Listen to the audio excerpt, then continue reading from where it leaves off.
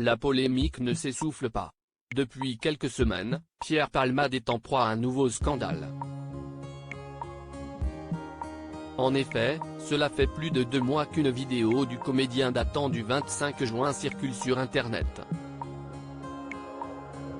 Sur les images, on le voit profiter d'une soirée au sein de l'Ultra Club, une discothèque basée dans la préfecture girondine, où il s'est installé à la suite de son implication dans un grave accident de la route, alors qu'il était sous l'emprise de la drogue, sur la D372 au niveau de Villiers-en-Bière, dans le sud de la Seine-et-Marne.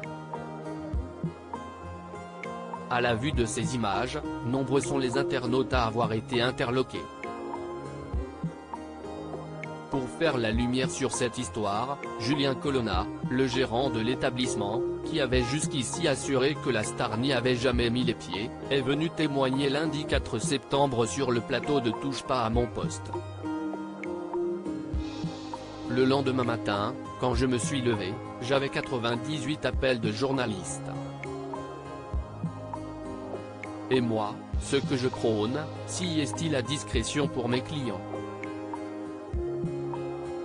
Donc la première chose que j'ai dite, si est-il qu'il n'était pas présent, a-t-il commencé par annoncer. Et de poursuivre pour justifier son mensonge initial, si j'avais dit oui, il était là, on m'aurait accusé de vouloir faire le buzz.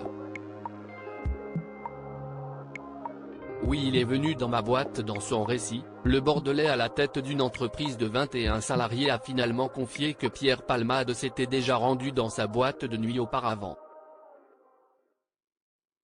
Et lorsque Cyril Hanouna lui a demandé si l'ancien ami de Muriel Robin s'était bel et bien rendu dans le club, Julien Colonna a répondu « Oui, il est venu dans ma boîte. Mais pour mes clients, il n'y a pas à savoir s'il était là, ou s'il n'était pas là. » Dans la suite de l'entretien, le patron a confié que Pierre Palmade n'avait consommé que 2 verres d'alcool, mais pas de bouteille. Après l'avoir accompagné à la sortie de l'établissement, ce dernier a pu attester que l'humoriste était rentré chez lui en taxi. Article écrit en collaboration avec 6 médias. Crédit photo, capture d'écran C8.